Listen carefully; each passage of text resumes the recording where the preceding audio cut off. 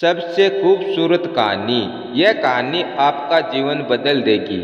यह कहानी है एक बिजनेसमैन की जिसकी लाइफ में सब कुछ अच्छा चल रहा था, सब खुश थे। लेकिन एक दिन अचानक इसकी बीवी की डेथ हो गई। अब कुछ दिनों तक किसी ने कुछ नहीं कहा, लेकिन कुछ दिनों के बाद सब कहने लगे कि तुम दूसरी शादी कर लो। लेकिन यह बोला नहीं, मेरी बीवी मेरे लिए एक बेटा छोड़कर गई है, इसलिए मैं दूसरी शादी नहीं करूंगा और अपने बेटे की परवरिश करने लगा।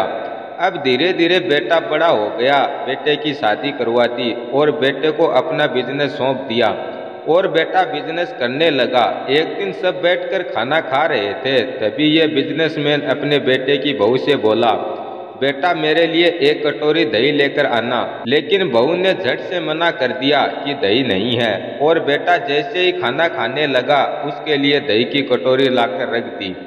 अब बेटा यह सब देख रहा था, लेकिन चुप रहा, कुछ नहीं बोला, और रोज ऐसा चलता था। एक दिन बेटा अपने पिताजी के पास आया और आकर बोला, पिताजी आप मेरे साथ कोर्ट चलिए, आपकी दूसरी शादी करवानी है।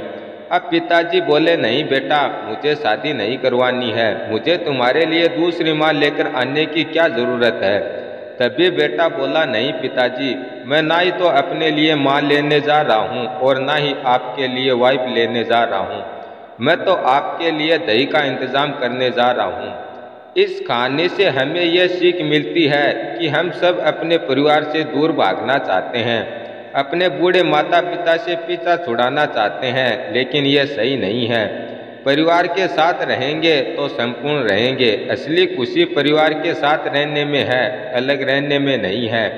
इसलिए अपने पूरे परिवार के साथ रहिए और खुश रहिए।